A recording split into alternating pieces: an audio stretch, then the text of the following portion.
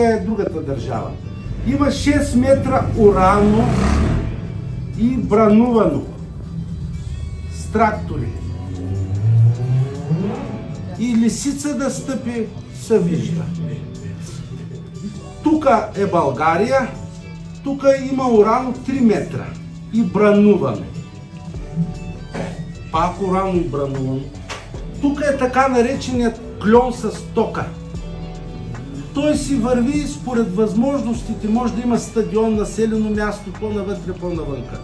Тук този клон е разграфен, после ще ви покажа как, той е разграфен на 500 метра като участъци.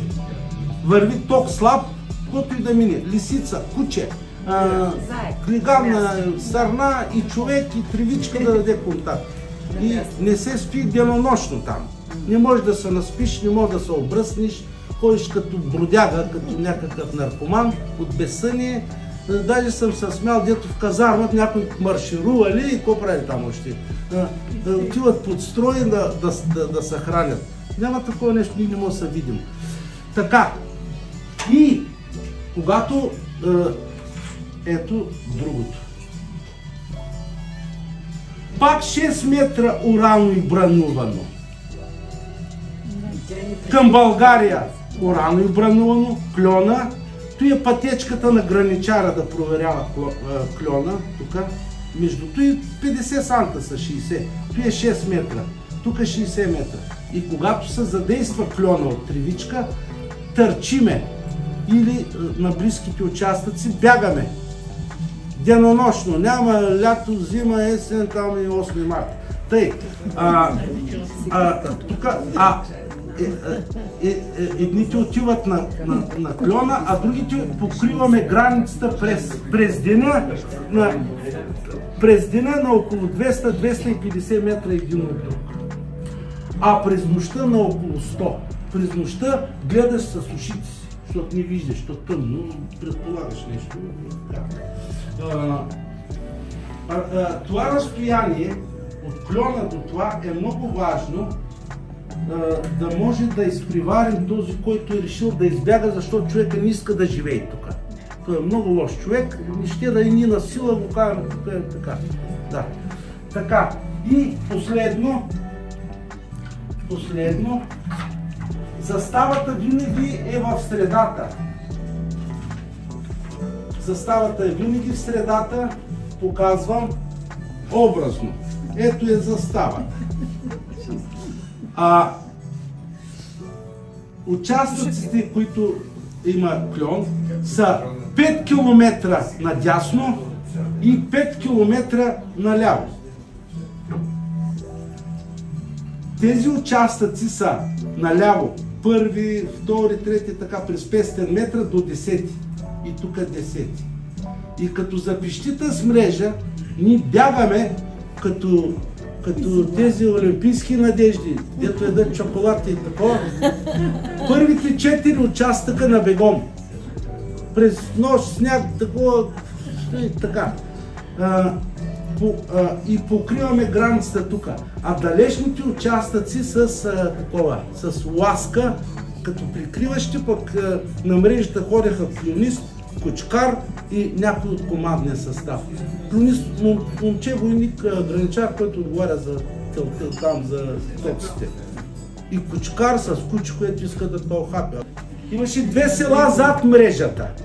Тези хора ежедневно бяха проверявани, като за първи път. Но ние все пак имаме чувство за ферплей, които вече аз не мога 2 години един и същи човек да показвам, че той е така. Ето река Тимок. Ето го клона. Мрежата. Тук имаше бариера, тук беше нашата. Тук беше приют за стари хора. С деменции, с които не разбират много свойство и значението, губят се, такова. Те бяха отделени от България през мрежата. До тях да отиш, трябва да са с открит лист и там те не могат. Или могат да се отдавят, или да се опърнат на мрежата. А тук на село Куделин беше лудницата. тук беше лудницата и случая с тази лудница, дето стана с лудите. Голям герой щях да бъда, ако бях да застрелям лудия. Просто... Да. Ти си се спасил да не бъдеш герой. Голям късмет изкара. Да. Голям. Цяла нощ, само да те бяха двама с колове. Ливито пита къде е гробището. Гробището. Да. Гробището зад мрежата, старото гробище. Новото, обаче хората си имат сантименти там и разни памети, искат старото през клона. Река Тимок, гробището е тук, една хубава горичка има тук река Тимок, една падинка, красиво, пролет е, така и то по принцип. Оркестъра с духовата музика. Този оркестър за сватби и погребение на Горан Брегович съм го слушал преди да има. Горан Брегович беше в Бело Дугме тогава още. Да. Духовата музика с мъртвеца обикаля любимите места на мъртвеца с духовата музика. Духовата музика остава на портала. Когато се отваря портала, се изключва мрежата там. Граничара отива с 2 пълнителя по 25 патрона, ако трябва нещо да такова. Като гостите, които са на погребение, обечелените са местни, но има и хора от Пловдив, от Враца.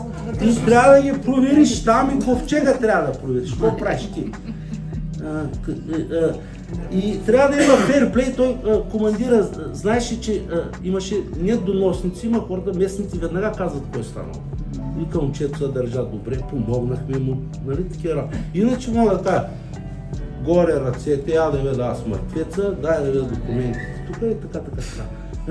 Много кофти, просто това са ситуации, човек, които изобщо не може да си ги въобрази и не ги желая. Но попадаш в една ситуация, какво правиш тогава? Най-добре е да правиш каквото искат, обаче както можеш сам ти.